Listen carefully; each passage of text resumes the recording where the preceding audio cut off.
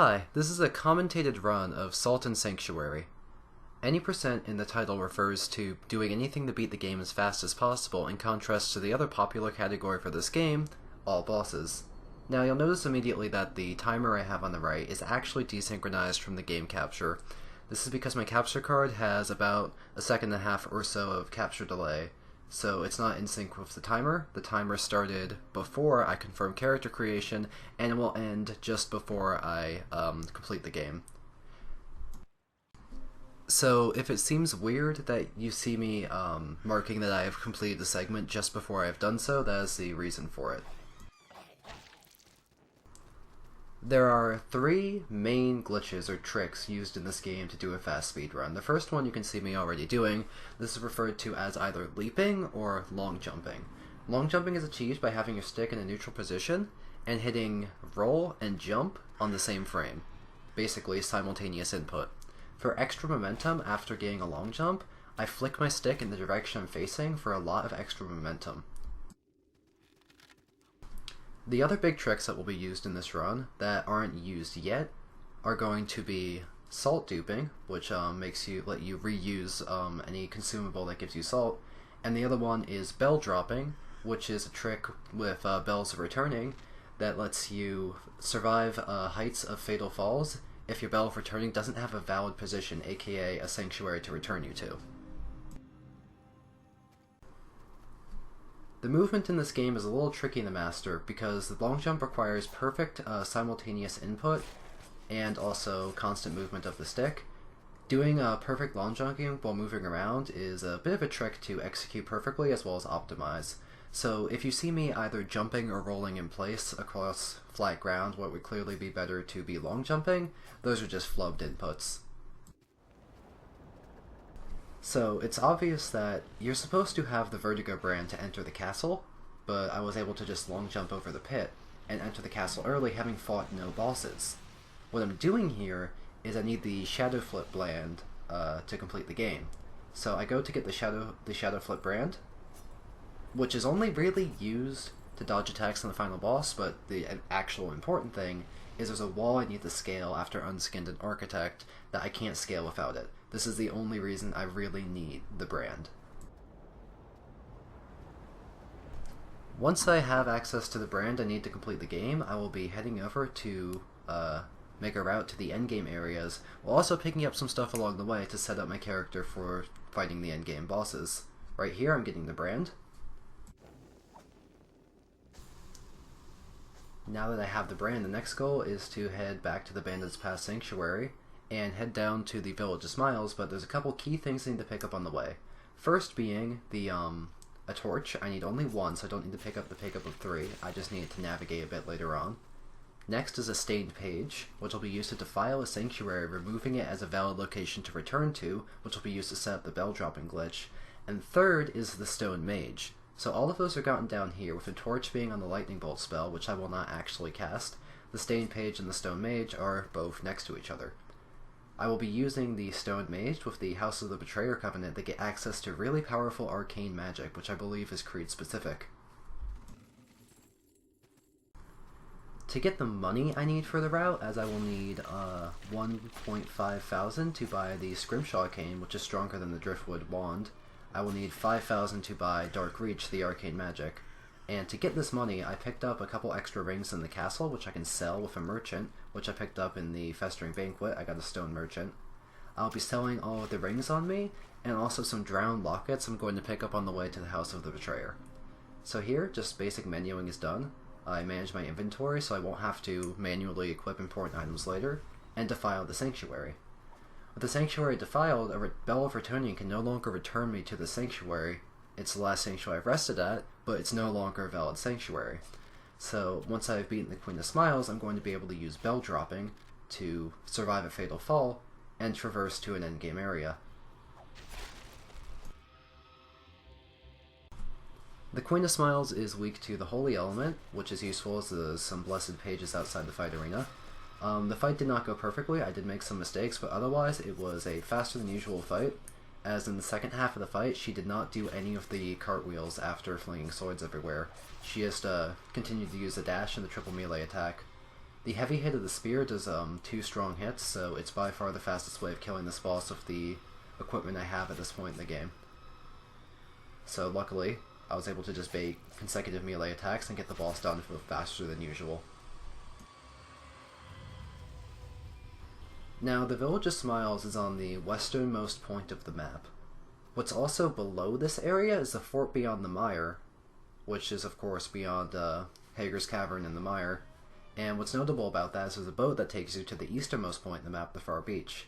So by hitting roll and item use on the same frame, I can roll but bring up the bell menu, use my bell, and it takes me to my current position where my character is dying, as I have no valid sanctuary to return to. And now we're being taken to the easternmost point of the map, the far beach. From the far beach sanctuary, we're going to be able to traverse the pitch woods and get to the endgame areas. We're going to go to Siam Lake. Now, the top of the pitch woods, accessed from the far beach, has a lot of wide gaps that you are supposed to have the dart brand to traverse, as that gives you the power to do air dashing. I will just be using long jumps to traverse that instead. There's a very important item I need there. The chest of salt is a salt consumable that gives me 7,500 salt when used. If I duplicate this, I can get myself a lot of levels. I hate to tell you, but I can't beat the endgame bosses at level 3, so I need to beef up my character. I need a setup. So, with the chest of salt, crate of salt picked up there, I'll do another bell drop here.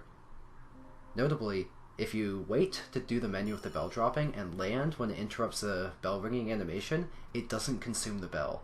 This lets me save one for later. The Lord's Orders are picked up there, so on the way I have picked up the Locks of Hair from the Village of Smiles, Soldier's Poems from the Castle of Storms, and Lord's Orders from the Pitchwoods. This will let me upgrade the Scrimshaw Cane I'll buy later to 6, instead of using just an unupgraded Scrimshaw Cane.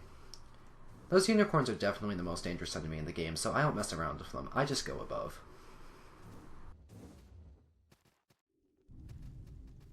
Now, if you're wondering why I didn't go down to the House of the Betrayer through the side of the Pitchwoods, I need to do it on this side. Now, I'm not taking the Sanctuary, but I'm going in from this side for a very specific reason. Once I go down there, I'm going to die at the bottom of the pit, and the game won't have a Sanctuary to return me to. But it will take me to the outside of the Siam Lake Sanctuary, as that's the one I just recently passed through. I assume the game does this in the case that you defile a sanctuary and then die fighting the people inside. The game probably sets you to respawn outside of that sanctuary if you don't have a valid target. I mean, the Siam Lake Sanctuary isn't the one defiled, but I'll take it. With the Bloody Writ we got earlier from defiling the House of Smiles Sanctuary, I'm able to join the Order of the Betrayer. And now, when I use a Stone Mage at the Siam Lake Sanctuary, I will have access to Dark Reach. This is the part of the run that's a little boring to watch, as I need to duplicate salt for a solid couple minutes here.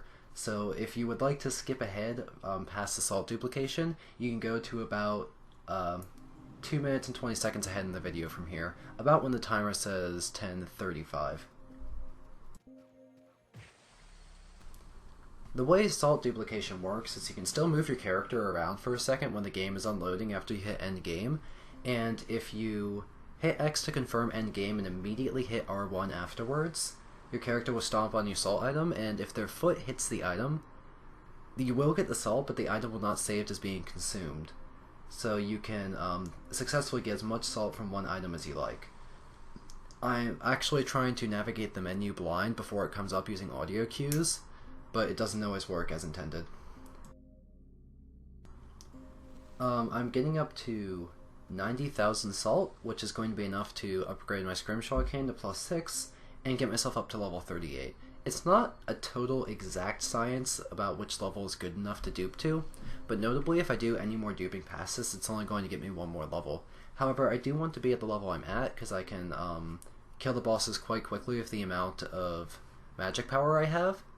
And also, I can kill the Witch of the Lake without even having to use a single energy potion.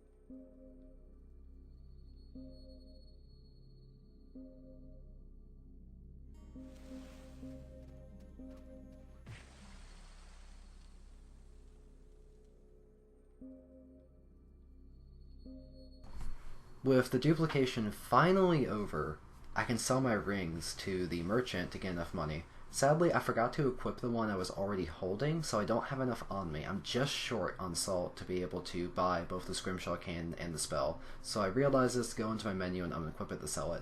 A little bit of time was lost there. This was one of the few mistakes in the run. Next, I go over here, I purchase the Scrimshaw Cane, which is the staff, I learn the spell Dark Reach, and I need to go to the blacksmith to upgrade my weapon before leveling up.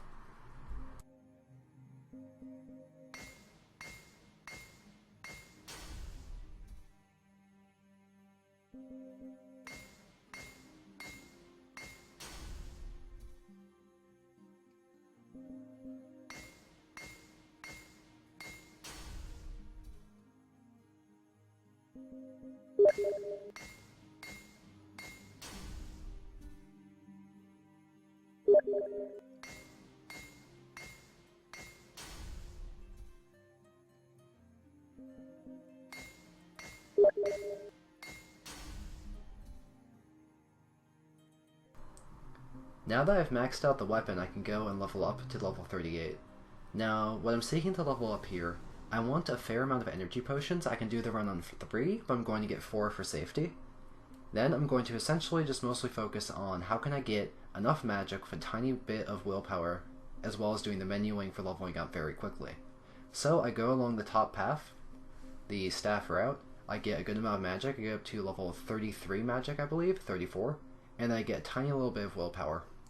And I want that extra stamina bar and focus, so I spend less time popping energy consumables to get my focus back. Next is the Witch of the Lake fight. This fight can go very quickly or very slowly based on what attack she uses. If she puts out the orb that shoots a line of projectiles, it makes me run away from her and makes the fight go very slowly. This attack makes me run away from her. Also, if she uses it while moving away from you, then uses her spray, it can actually create a almost undodgeable situation. This was also a huge mistake made in this run. Getting hit by the melee attack slowed the fight down considerably. So this run is definitely quite improvable, as the witch fight did not go optimally.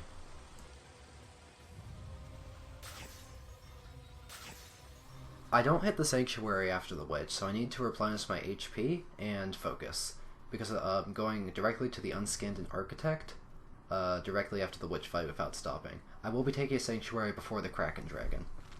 Unfortunately, this was the split where I played the worst. I flub all my long jump inputs on the way, and I start to get very nervous as I realize what pace I'm on, and totally forget where I'm going. So, I basically had very frayed nerves at this point. I do regain my composure by the time of the Kraken Dragon fight, and I have a very solid endgame. This fight's RNG was not that good. If the Unskinned stands in front of the Architect, I can stagger him in 2 hits and machine gun him down with spells. The Architect, though, can absorb the shots, as shots can only hit 1 target at a time, and I cannot stagger the Architect, so I have to watch out for the Skinless's charges without mindlessly just damaging down the Architect. So this fight went a little worse than usual. It's still pretty fast, but this is where I lost the most time in the run, especially because I didn't realize I'd ran out of focus here and I was kind of panicking. The reason I was not ready for that is because you're supposed to be able to do that fight in a full bar of focus, which is one reason I get to the exact stats I do. However, due to missed shots, I was able to not complete the fight on a full bar of focus, and I didn't realize I had even run out, as I usually complete the fight without rejuvenating my focus bar. If you have full HP exiting the fight, you can do this trick here, where you have a very exact amount of HP to do those drops with. There's a sanctuary we can take right before the Kraken Dragon, and it will be the same one we use for the Nameless God. I can't do both the Dragon and the Nameless God on the same cache of energy potions, because the Nameless God is very magic resistant. So after the Kraken Dragon fight, I need to use a Bell of Returning to come back to the Sanctuary, and then go to the Nameless God from there. If I were a higher level, I could theoretically level up for more energy potions and do this fight and the Nameless God in the same cache of energy potions, but that would require a higher amount of duping, especially for me to still have the capability to do the Witch of the Lake and the Unskinned and Architect on just a single bar of focus without using any of my Black Salt. This fight's RNG went pretty good. I was able to bait him into doing single downward slams. This attack you have to be careful on. I want to bait him into shooting backwards, and if I do an attack right before he shoots backwards, it's going to change his position to shooting forwards again. Now that the boss is dead, I can just use a Bell of Returning to get my Black Salt back, and go to the Nameless God to complete the game. The Nameless God is definitely the hardest boss in the speedrun. Basically everything he has with a dash and grab will one-shot me. The most dangerous thing he can do is the dashing sword strike, as it covers a lot of distance, and will take out my entire health bar whether it's full or not. I am a little careful with my long jumping on the way to Nameless God, because I don't want to take any extra fall damage, so I only have to heal a single time on the way there. Specifically, I heal right before dropping into the arena, so when I take the fall damage from dropping into the arena, I'm still gaining health, so I'm doing the fight on a full HP bar. This fight is really scary because my damage is very low, however I do stagger him in 2 shots, so by watching his movements, counting when he's going to stagger, and using careful shooting of spells, I can take him out pretty quickly. There's nothing notable left to say, so just enjoy the fight and enjoy the end of the run.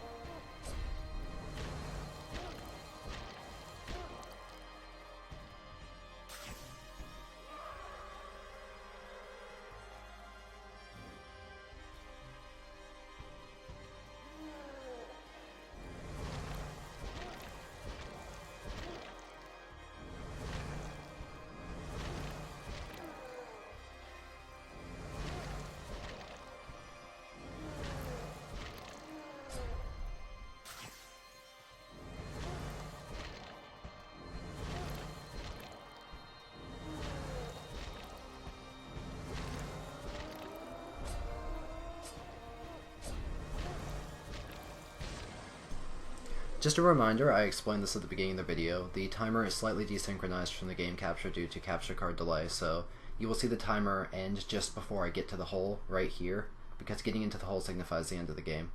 Thank you guys for watching. Without major route changes, I'm not sure how much more this run can be improved, but I will try and take this under 18 minutes.